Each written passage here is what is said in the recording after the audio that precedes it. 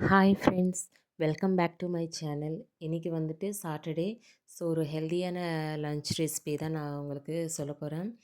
இது வந்துட்டு கொள்ளுன்னு சொல்லுவாங்க இல்லைங்களா, ஹார்ஸ் கிராமு. அதை வந்துட்டு நான் வந்துட்டு முளை கட்டி வச்சுட்டு ஒரு நாள் 2 நாள் முன்னாடியே ஊற வச்சுருவேங்க.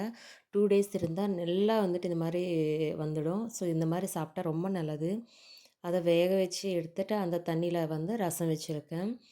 ஸோ கொள்ளு வந்துட்டு வாரத்துக்கு ஒரு வாட்டி சேர்த்துக்கிட்டாவே போதும். ஏன்னா கொஞ்சம் ஹீட்டுன்னு சொல்லுவாங்க இல்லைங்களா? ஸோ அதுக்காக வந்துட்டு தயிர் எடுத்து வச்சுருக்கேன். மோர் வந்துட்டு அன்றைக்கி நம்ம கொஞ்சோண்டு குடித்தோம்னா அந்த ஹீட் வந்துட்டு குறையும். நெக்ஸ்ட்டு வடித்த சாதம்.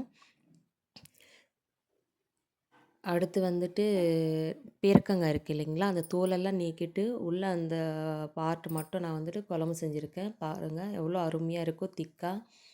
ஏன்னா ரசம் இருக்கிறதுனால இந்த குழம்பே போதும், 2 வேளைக்கு வந்துடும் எனக்கு. நெக்ஸ்ட் நான் வந்து இது ஸ்டீல் குக்கர்லேயே பண்ணதுனால அந்த கொள்ளு வேக வச்சு இல்லைங்களா, அப்படியே குக்கரில் வச்சுட்டேன். விசிலெல்லாம் இல்லாமல் நார்மலாகவே வச்சுட்டேங்க.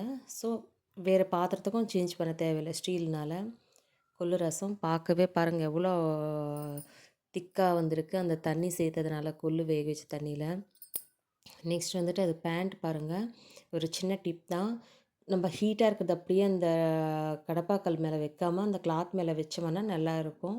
நெக்ஸ்ட்டு வந்துட்டு ஸ்டாண்டும் வச்சுக்கலாம். நெக்ஸ்ட்டு வந்துட்டு பீர்க்கங்காய் இருக்குங்களா, மேலே லைட்டாக ஒரு கீறல் மாதிரி எடுத்துகிட்டு அதுக்கப்புறமா நெக்ஸ்ட்டு பார்ட்டு மட்டும் இந்த மாதிரி நம்ம எடுத்து வச்சுக்கிட்டோம்னா இதை துவையல் பண்ணிக்கிட்டால் நல்லாயிருக்கும். ஒரு அப்பளமோ இல்லைன்னா ஒரு பொரியல் சேர்த்து சாப்பிட்றதுக்கு, சாதத்துக்கும் நெக்ஸ்ட்டு சட்னி மாதிரி கூட செஞ்சுக்கலாம், இட்லி தோசைக்கு.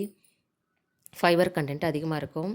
உங்களுக்கு இந்த வீடியோ பிடிச்சிருந்தால் லைக் பண்ணுங்கள், ஷேர் பண்ணுங்கள், கமெண்ட் பண்ணுங்கள். தேங்க்ஸ் ஃபார் வாட்சிங்.